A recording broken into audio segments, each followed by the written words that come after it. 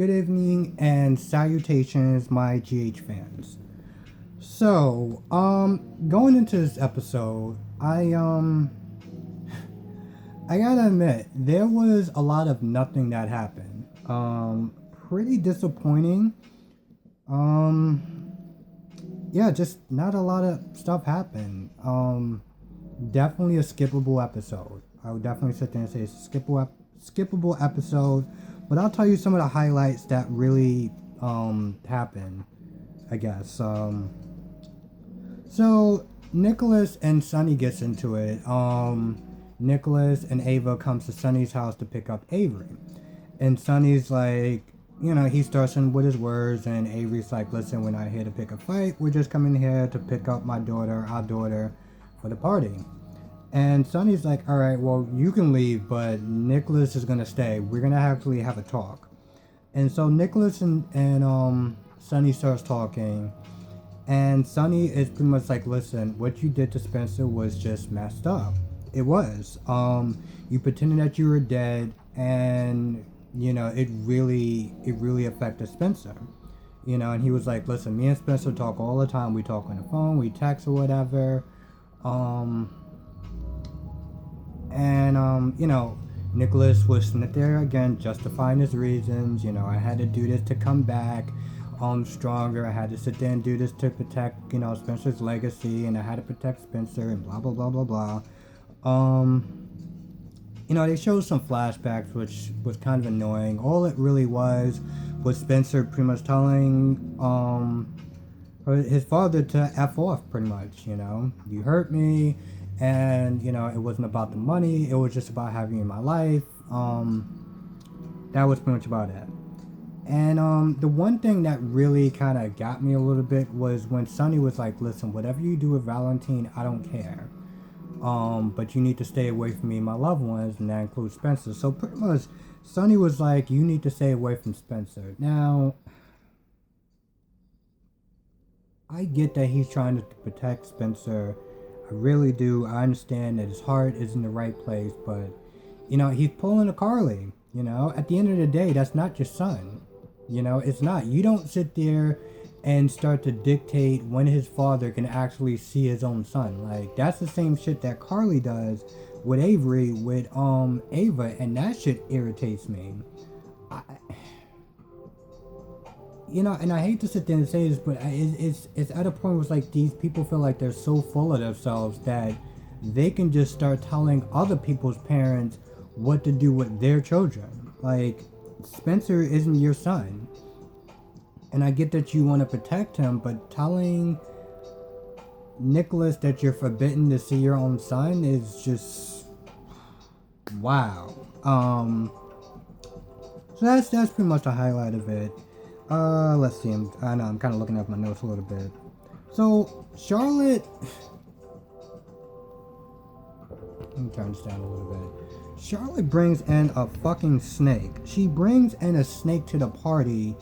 In a bag or whatever, and she's sitting there hiding it in the corner, and why? I get that she didn't want to come to the party and stuff like that, and she doesn't like the way the pony is being treated and stuff like that, having all the children ride on the pony and stuff like that. I guess when you're an animal lover, you can kind of see things that other people can't. So I get that, she's kind of annoyed with that. She didn't really want to be at the party. She'd rather just sit there and ride her pony, her horse and stuff like that. But, like, why the hell is she coming to a children's party with a snake? Let's just FYI, after this whole stunt is done, she is never going to be allowed around any other child at that party ever again for a very long time. And that's just my little take on it. So Willow and Chase talk. Nothing really fucking transpires from that. All that happens is Chase is like, is everything alright? You look like you're a little down and stuff like that. And she says she's fine. And then Chase talks to her brother. And, Finn is just like, is everything alright with Willow? And, you know, because Willow seems like she's really happy around children and stuff. And then they talk about the whole custody hearing thing a little bit with Wiley. Chase is like, you know, Chase is Chase is like, why Willow is concerned for Wiley, even though that's not her child. She bonded with him, and that's pretty much that goes on with that.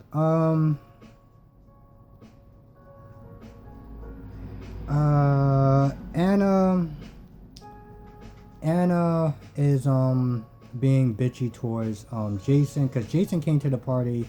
Because okay, in the beginning of the episode, you know, Jason and Sonny talk shop about Cyrus, and pretty much Cyrus is staying at a different hotel with the man that killed Tagger. And so, you know, Jason and Sonny is like, yo, this dude is just like not caring. He's just out and about like nothing, like he's untouchable, like shit is cold. And so Sonny's like, listen, there's one other person that we need to give a heads up to. They start talking about different law enforcement and stuff like that. And so, you know, they're like, Anna needs to know. So Jason goes to the party and it's like, Anna, listen, just watch your back or whatever. Because first of all, Anna comes up, you know, Anna answers the door and it's like, oh, well, if we're talking about Peter, blah, blah, blah, blah, blah. She starts with her whole protective bullshit. And Jason's like, listen, I'm not here about that. I'm here about Cyrus. And just to let you know, he's targeting all law enforcement and he could be gunning for you, so just FYI. And so, Jason's like, have you heard anything about the SWB or whatever secret spy school thing that she's in? She's like, have your group ever heard or dealt with Cyrus? No.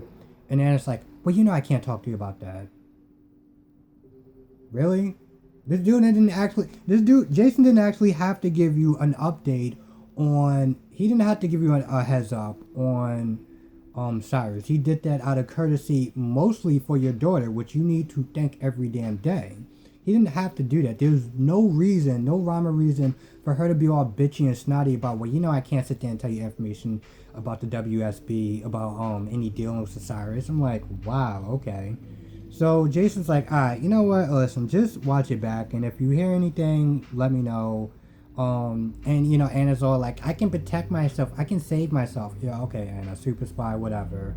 I feel like she has some sort of fucking complex of, you know, I am woman, hear me roar, and I can sit there. Yo, listen, sometimes you need help, and it's not just from a man, sometimes you need, you know, help from a woman or whatever. Like, just watch your damn back. That's all Snitter's saying is, and he's basically Snitter's saying, I got your back if shit gets out of hand. Here's the thing, you know, Anna has not always been on her game when it came towards, like, you know, stuff like, I think there was one time, I think she was getting into a fight with somebody, and I think that's when that whole blindness started, and she lost because of that. Or no, it was the illness, the blood illness thing or whatever, and she lost because of that. And you know, so I mean, let's not sit there and try to act like you're super tough as nails. Sorry for getting on a whole tangent, but I really don't like Anna.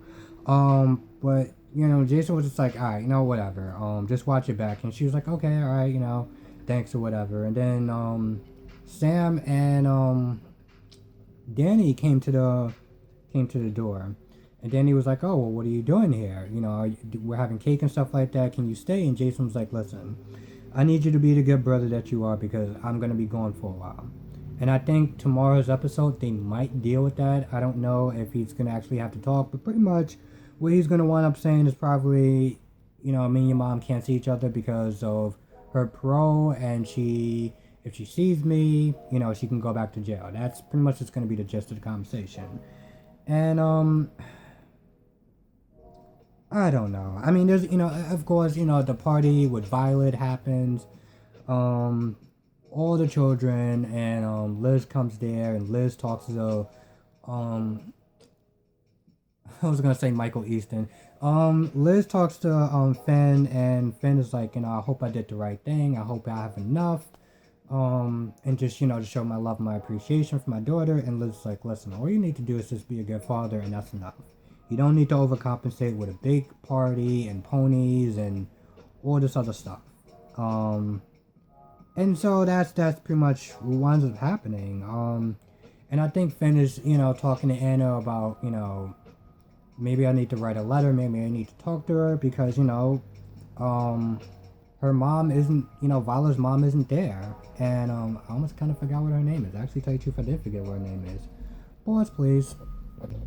Hayden. Talk about how Hayden is not there. And then, of course, they do flashbacks of, the beginning of their relationship with Hayden and Finn. And then towards the end, where she lied about the pregnancy, and then her coming back. And so literally the last 53 minutes was just a flashback scene.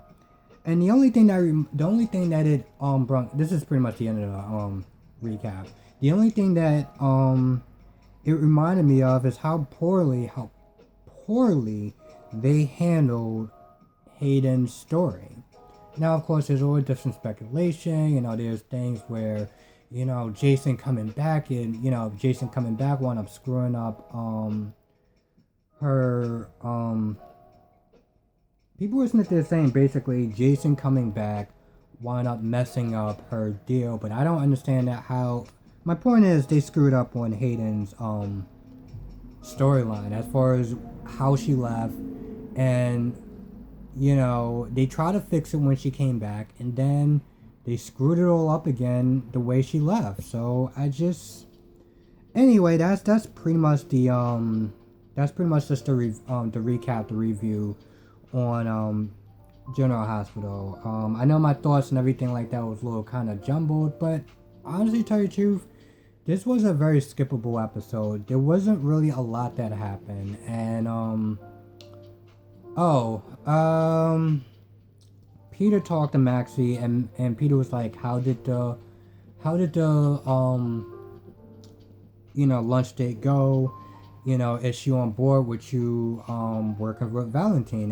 And Maxie was just like, listen, I talked to her, we handled it, and at the end of the day, she saw that, us fighting about working with Valentine was just, there was no need for that, don't give Valentine any power. And that was pretty much about it. Again, a lot of the stuff was just a fluff episode, followed by flashbacks. So that will do it for this recap. Thank you for watching these recaps. I am really sorry that they've been coming out so late. Yeah. So thank you for watching. I really appreciate it. And next time, I'll sit there and say next time. I mean, I'm still gonna do a review, but next time I feel like the reviews are gonna come out a little bit too late, I'll sit there and tell you to head over to my guy Brock TV, because he also does these reviews. He does it pretty well, and when things like that happens, I'll sit there and hand over the reins to my guy Brock. But for the rest of the week, or for the rest of the 2 days, it's going to be business as usual. And hopefully next week, depending on my schedule, it'll be business as usual. But I will inform you guys of any changes and updates. Until then, be safe, wash your hands, and I will catch you in the next review.